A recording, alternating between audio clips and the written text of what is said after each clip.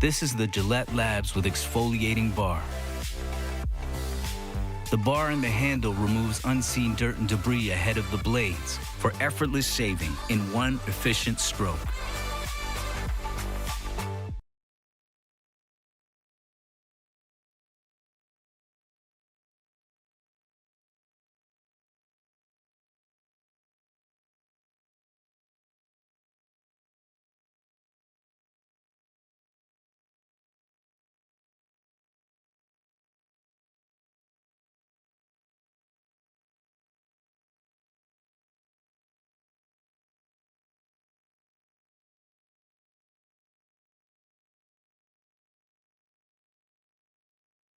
To the Bills, their organization, Coach McDermott, their team,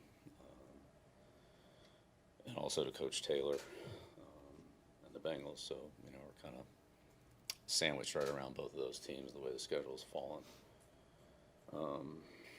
But certainly the news from a little earlier this morning about DeMar's progress is great news and encouraging. For all of us. After just say on a personal level, I usually don't watch Monday night game, maybe randomly flip through it or whatever, but because we're playing Buffalo on a short week, I happen to have it on, and when I saw the situation, it reminded me very much of one that I experienced when I was with the Jets in 1997, and we played the Lions in I think it was the last game of the year, and Reggie Brown was injured, and it was a kind of a normal play, and Adrian Morrell carried the ball, got tackled, everybody got up, went back to the huddle, and Reggie laid on the field, didn't move, and was unconscious for quite a while. I forget exactly how long it was, but 10 minutes, something like that. And the whole process took a long time. Must have taken a half hour. By the time he finally was, it was given CPR and revived, and then put on the board and put on the ambulance and driven off the field at the Silverdome. It was quite a lengthy process where the teams looked very much like the game Monday night, of concern and thought and prayer and kneeling and so forth. It was a very chilling game, one that I'll obviously never forget. And it just, I've been in a lot of games, but there's some that just, there's a moment that sticks out, and that would be one of them. Unfortunately, Reggie, has done, pretty well, with the emergency surgery they did, and with the brace that he wears, he's not wheelchair bound, and I know he's active in the Houston area and so forth, youth sports and a lot of things like that. Great guy, great player, first round draft pick.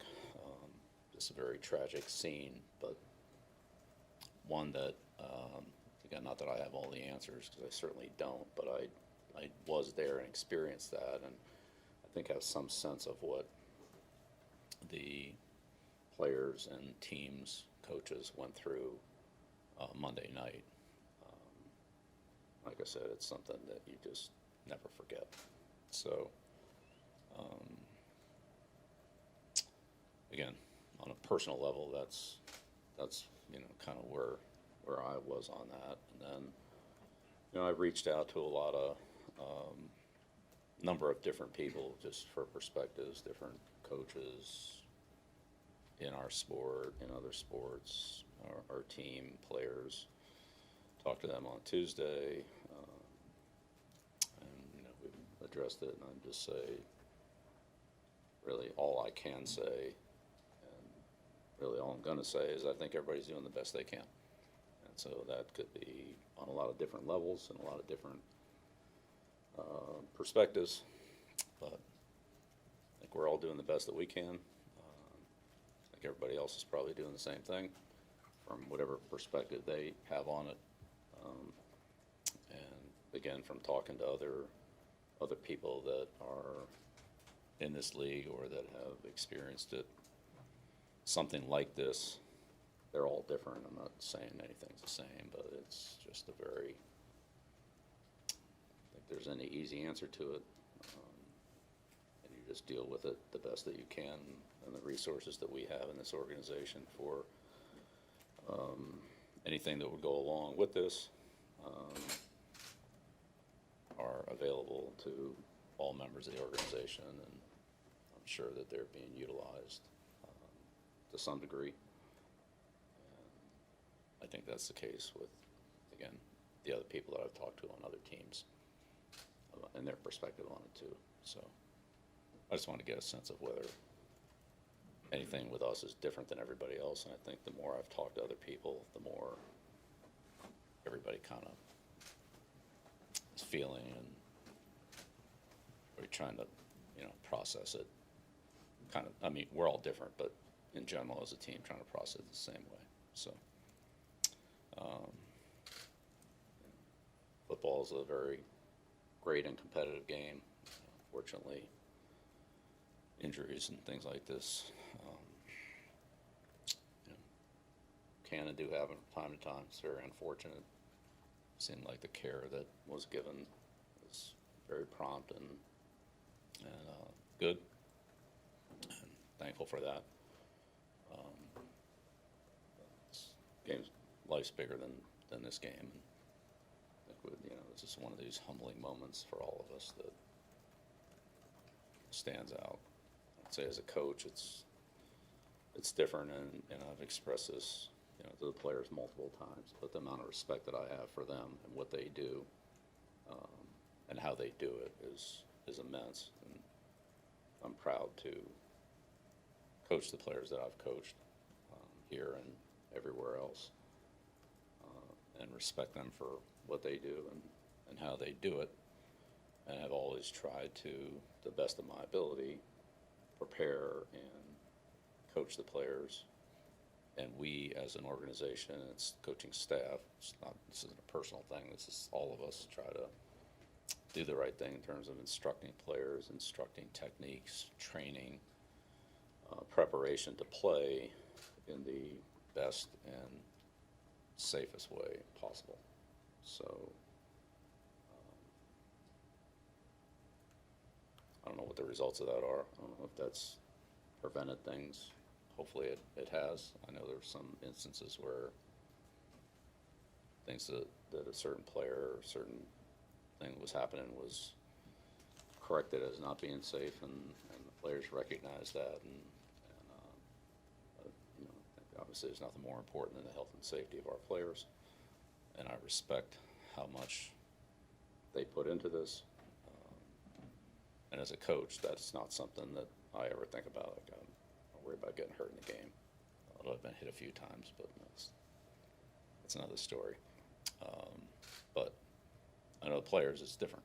They walk out there, they put the equipment on, it's contact sport, and what they and their families deal with as participants is different than what I do as a coach. And I respect that and appreciate what they do, and try to do the best I can to make the right decisions and coach them in the best way that I possibly can. So I'll just end it there. Bill, how much does it help to have you captains, with so much experience and have been through so much in a week like this, like Devin and Matthew Slater, and working and talking with the young guys and being a part of the team? Yeah, I think it's great. It's great. We have great leadership on this team, and I would say, two people in particular that, look, as I said, I have a ton of respect for all the players I've coached and what they do. Two players in particular that carry a lot of weight with me are our two staff members, are Troy and Gerard. And they've played the game at this level. I haven't. And they they've lived the life of a professional football player at a very, very, very high level, both from a training, maturity, performance, longevity, all the above. And, you know, their input and guidance has been especially valuable.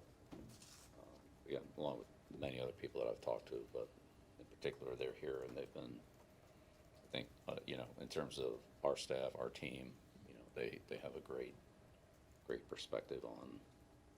It's been very valuable to me, let's put it that way. But along with the captains, you know, and yeah, Devin, Matt, Ben, Wise, Mac, DA, I mean, all, and many other leaders on our team as well. But yeah. Bill, after what happened on Monday, how tough is it for a team to then kind of start preparing for Sunday's game? Do you kind of take a moment? What is that moment like for you Tuesday to Wednesday?